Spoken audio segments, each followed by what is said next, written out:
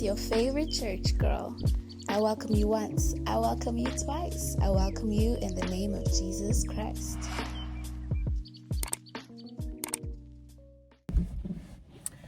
Hi guys, welcome back to my YouTube channel. It's your favorite church girl, and I wanted to just quickly share something with you guys that I'm kind of thinking about since I watched this documentary on Netflix. So let me put something on my lips first. Let me just move the camera closer to my face. So I was watching a documentary on Netflix. It's called Hope Frozen, and the documentary basically narrates the story of a family whose daughter, a toddler, was suddenly diagnosed with the deadliest brain cancer known to man, right? And so obviously, like, her prognosis was non-existent. Like, it wasn't a matter of if, it was a matter of when, right? And so the head of the household, he is a well-known scientist in his country, and he believes in science, right? And so he tells his family, like, the only option we have at this point is to freeze her. การทำ cryonic จึงเกิดขึ้นในหัวผม The process of freezing, it's called cryonic therapy, if I'm not mistaken. And so then they embark on this journey where once they have exhausted every physical option of prolonging her life and preserving her life, not preserving but prolonging her life, as soon as she is declared clinically and medically dead, she is then undertaken for a process of freezing. So they go in this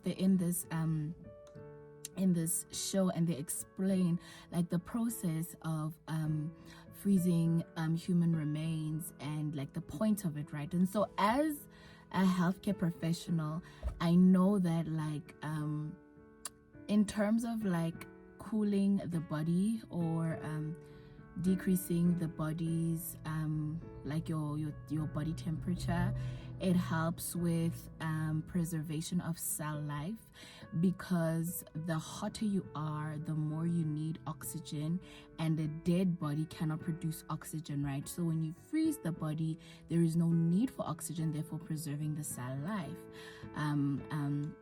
and stuff like that, something like that. Like, I don't know if I'm using all the correct medical terminology, but the concept in my brain is, like, pretty clear. It is something that we do practice. I know we practice it with the management of sick and small neonates, where there's one specific disease called hypoxemic ischemic encephalopathy, and for that disease, one of the main nursing interventions and managements is to cool the body, cooling therapy, right? So we have the baby in a cooling blanket, obviously with, like, other interventions, like the baby will probably be on some sort of, like, oxygen therapy and stuff like that, just to help the baby. Like, you're not trying to kill the baby, but you're trying that the baby does not need that much oxygen to maintain itself, right? Because it cannot produce that much oxygen because it is hypoxemic, right? So that's what they're doing for this child. And so once the baby girl passes away, they made the decision to freeze her brain, I think. And so you have a bunch of options, right? You can choose to freeze the whole body, you can choose to freeze certain organs like the brain and stuff like that, and they obviously have been categorized and have different pricing and different processes as to how they would go about it. But the general thing that they do is that they would basically infuse the body with liquid nitrogen, which is the temperature is minus 196 degrees. I'm not sure if that's Fahrenheit or Celsius, but yeah. So that's what they do, right? And so they freeze the body and stuff. And so the hope of this family is that they can thaw baby Eins eventually somewhere in the future, where there would be a cure for the cancer that she's suffering from, and where there would be technology that would allow for her to still be who she is once she is basically raised from the dead, right? So there's that element. There's the scientific element of the documentary. Then there's the very spiritual element of the documentary. The family is a Buddhist family, and the younger brother goes to get ordained, go for ordinance as a monk for 2 weeks, in hope that he can send her his energy in the afterlife, and so that she's taken care of in the afterlife. And then Buddhists also really believe in reincarnation, right? So there was this spiritual conflict within the dad, that you're kind of trapping her soul by kind of keeping her somewhat alive, and the fact that she was not completely buried, there's still a part of her body that is still alive, and so there was that argument of do you not think, we get the whole science thing, but do you not think that as a Buddhist, aren't you going against your beliefs and stuff like that? Aren't you going against what we believe to be true about the soul, to be true about the afterlife? And so what this man said was so profound and so beautiful. It's so poetic and romantic the way he expressed himself, but it was such a sacrificial love. I would much rather have my daughter alive than trapped somewhere, and it's okay if I am trapping her soul. I don't want her to go to the afterlife, kind of a thing. But I'll put the clip here so that you guys can hear this man tell it for himself. I wouldn't want to misquote the man of God, right? ว่าใครจะว่าเราเป็นคนที่ไม่รู้จักตัดใจและยึดติดอยู่กับตรงนั้นผมไม่แคร์เพราะว่าผมเป็นอย่างนั้นจริงๆผมตัดใจไม่ได้ So yeah, that is a summary of what I took from the documentary, and I was watching it and I was moved to so much emotion, and I was also so conflicted by a number of things, and I kind of wanted to share them in this video today, because I never ever imagined that I would have been touched in that way by that documentary. I'm generally very devout about my Christianity. I am very devout about my Christianity. I am so convinced that I cannot be confused.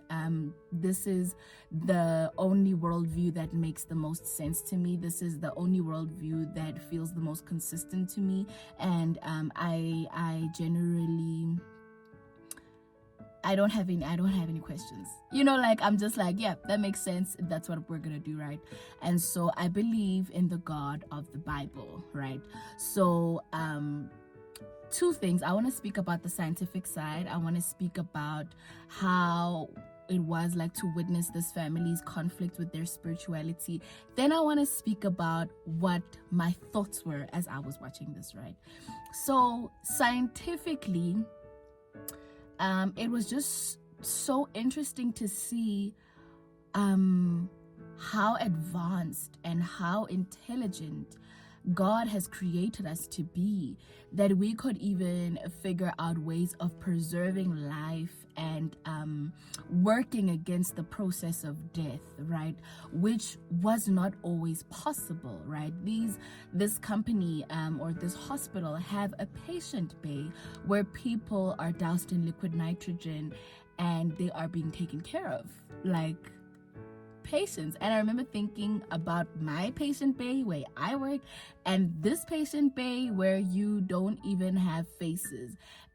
There's a part in the video where he's Ainz is sleeping in this portion of the cylinder, right? And it was just so interesting for me that he was this is our patient bay, right? But just the fact that is the future of technology, that's where it's going, right? And how there was a scientist that was invited onto the show, and he was speaking about how he was able to freeze a rabbit's brain, thaw it, and the rabbit is alive, that whole thing. And how obviously these things that we do on animals, it is so that we can one day do them on humans, right? And that's the point of this science and this research and stuff. And so, but he was saying that the brain is so intricate that freezing it and then thawing it is not as easy as we think it is, because there are synapses, there are connections there. He calls it a connectome that has to be kept, that's integrity needs to be maintained in this whole process. And he does not believe that science or nanotechnology or whatever is at that place where we can do that successfully. And he said that basically the chance of the survival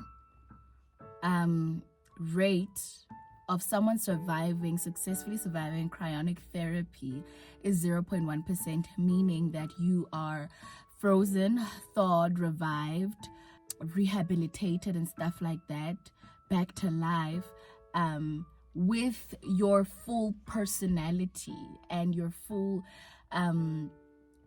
the way your brain has been made, the way your soul has been made, like the part of you that's your intellect, your mind, or your emotions, keeping that intact and maintaining that integrity is 0.1%, right? And so he was speaking about like there are a lot of strides that need to be taken in the science field before we can even think of even thawing any of these people that we've frozen. Like, we're not at the place where we have figured out how to maintain the integrity of like the connectome, and we're not at the place where we can bring someone back to life who was alive 1,000 years ago. And they had all these ideas like I think the one way we would be able to bring someone back is like virtual reality. Like, you don't want to come back and then there's flying cars.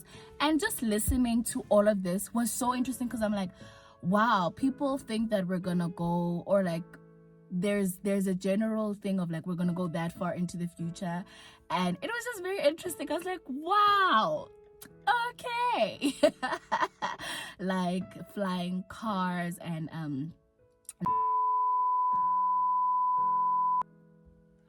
okay, I had to change my angle because my phone was overheating, so I don't want to carry on for too long. But I found it interesting, first of all, that people thought we were gonna go that far into the future, and then the fact that people were even able to predict the progression of technology in the future. And I know that that's like obviously possible, but I think it's just something I've never opened my mind up to, and it was just very interesting to be exposed to that. So so that. And then the second thing that was very interesting for me is like the conflict this man was experiencing in terms of his religion. I don't know if it is very clearly displayed in the documentary, but I think as a person who is spiritual, I felt like I could imagine the kind of conflict that he was experiencing, because I feel like I experienced that conflict more often than not, being very aware of what science says and the fact that science is proven and real and factual and works. But then those moments where life demands for you to believe in a miracle, that conflict, sometimes I feel like it's a very it's an incredible tension. I experience it even in the way that I take care of my patients and stuff. Like, there was recently someone who I was transitioning, like, who was dying imminently on my shift, and like we were just walking this journey with her, and she was really struggling to hand herself over and just helping her to the other side, I kind of want to say. And like, I remember sitting in the bathroom the one day, and I was saying to myself, like, it's so crazy for me that I've never once like considered like, hey, let me get on my knees and pray for a miracle. And I remember God saying to me, yeah, why do you think that you didn't do that? And I'm like, because she's terminal, like, because this is her medical prognosis and that's what it is. Like, I don't second guess it. I don't think I really push against it, like in terms of like I never like pushed back against it. I never challenged it. I was just like, this is fact, this is what is going to happen, and so we all need to get on board and make her comfortable, make this journey easy for her, make this experience not torturous for her and stuff like that, right? So I was just thinking, like, I can only imagine what this man is going through, like, just walking through that, like, processing that, and like your profession on one side and your belief on the other side, and they're looking at each other like, who's who in the zoo? So that is like the second thing that was very crazy for me. But what I really want to speak about in this video is the God of the Bible. I want to talk about the God who's real to me, the God who has been consistent, the God who created the heavens and the earth, the God of the Bible. And I remember watching this video and thinking to myself, would God allow us to get to the point where cryonic therapy is successful? And the reason why I thought to myself that is because if cryonic, this is my thinking, this is not like theological, this is my thinking based on what I know about the God of the Bible and the gospel. And so my thinking goes like this: if we are able to essentially come back from the dead or live eternally through the help of science, does that not compromise the point of the gospel? Does that not compromise the power of the reality of a resurrected Jesus? Does that not compromise the sovereignty of an eternal and immortal God?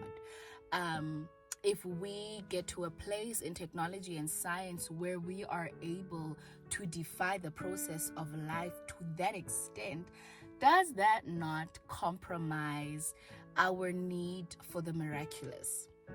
Right? Like, those were the thoughts flying in my mind. And I remember thinking to myself that, you know what, there's a place in the Bible where in Genesis where the Tower of Babylon was being built, and the people were so united and they were getting it right. They were building this tower, and the Lord said unto himself that this is not good. These people are united and they're gonna get this thing done, right? And then God caused confusion to come about in the land, and people were speaking in different languages.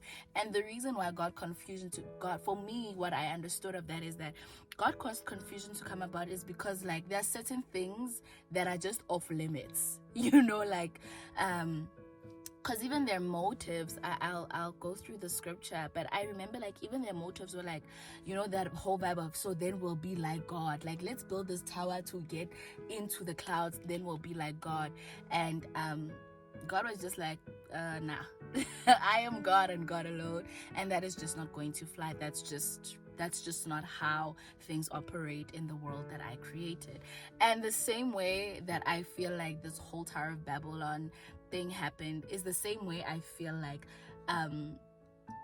being able, outside of the power of God, to prolong our life, to be brought back from the dead, I don't think is something that we should have access to. Because, like I said, for me, the way I understand it is like it compromises a lot of the foundations of what we believe about Christ. And if you believe that Jesus Christ is Lord and Jesus Christ is the only true and living God, you can understand how, like, something like this is jeopardizing everything, right? But also, in light of the sovereignty of God, in light of the immortality of God, I think that pursuing immortality, if you worship the God of the Bible,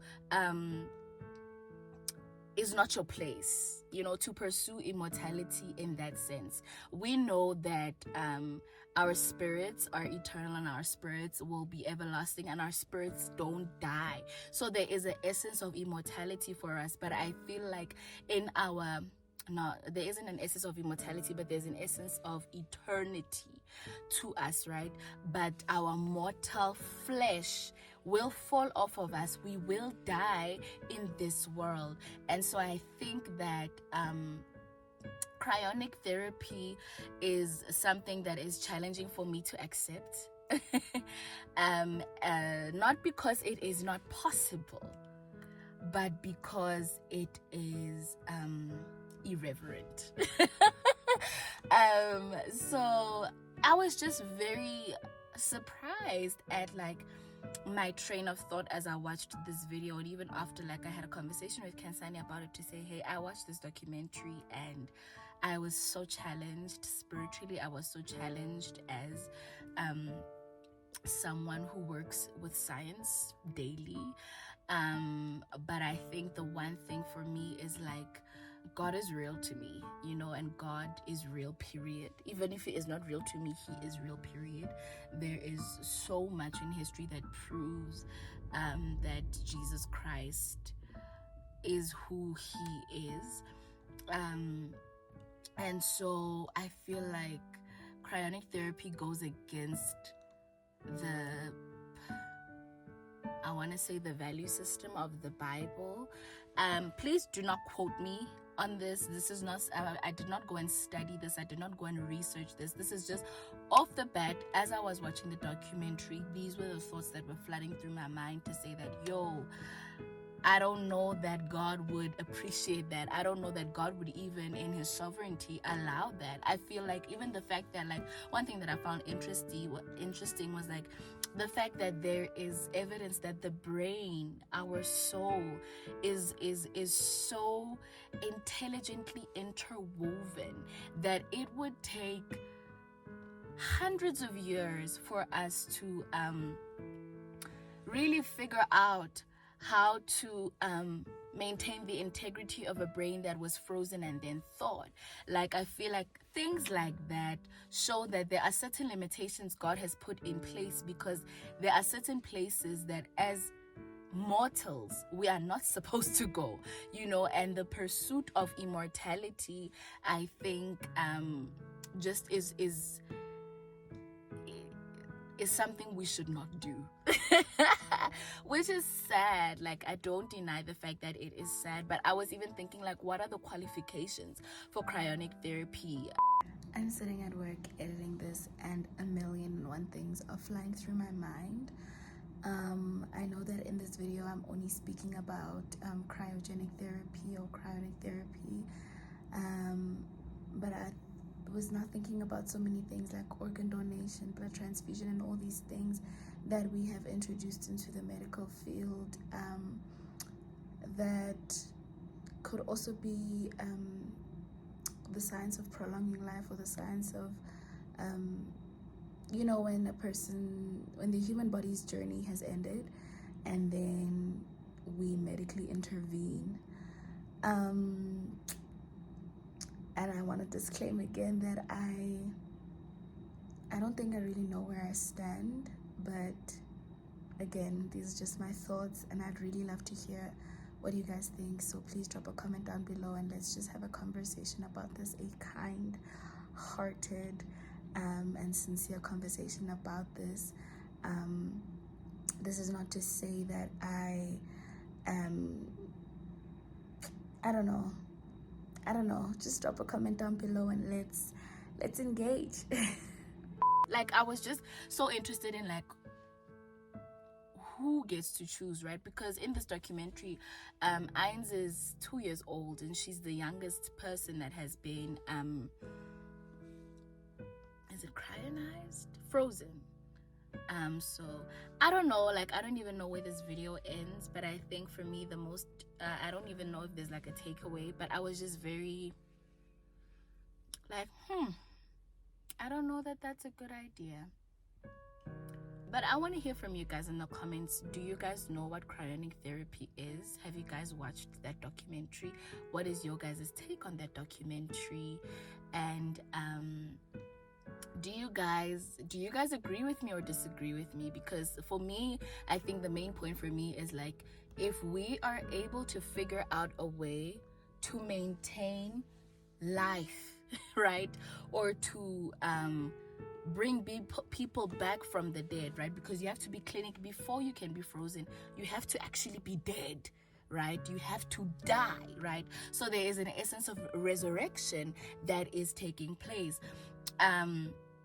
And there is an essence of also prolonging life that is taking place, prolonging life beyond what would have been physically possible had this technology and this science not being developed. So do you guys agree that doing this outside of the supernatural, miraculous power of God, do you guys feel that it compromises the integrity of the gospel? It compromises all the things that we put our feet on when we say why Jesus is who Jesus is, and why the gospel is this, and why the God of the Bible is the living God, because he's still alive, like he rose from the dead, all these kinds of things, right? And so, like, if we are able to rise ourselves from the dead, like, what need do we have for a God, any kind of God, right? Yeah, I don't want to spiral into like second guessing myself, so I think this is where I'm gonna stop the video. I would really love to hear from you guys. Just remember that this conversation is not a broad conversation. It's just about, I'm zooming into one aspect and attribute and dynamic in Christianity, and I think even in the message of the gospel, and in who Jesus is. Like, I don't want us to go, the resurrection is not the only reason why we believe in Jesus, like that. Like, you see, I'm already spiraling. So all this to say, I would love to hear what you guys think in the comments, and I've really been enjoying watching Netflix documentaries, and that might be the only reason why I've been paying my subscription. Anyway, always remember that there's nothing that can separate you from the love of God. I'll see you guys in the comments, and thank you so much for continuing to engage with my content. Love you guys. Peace and love. Bye.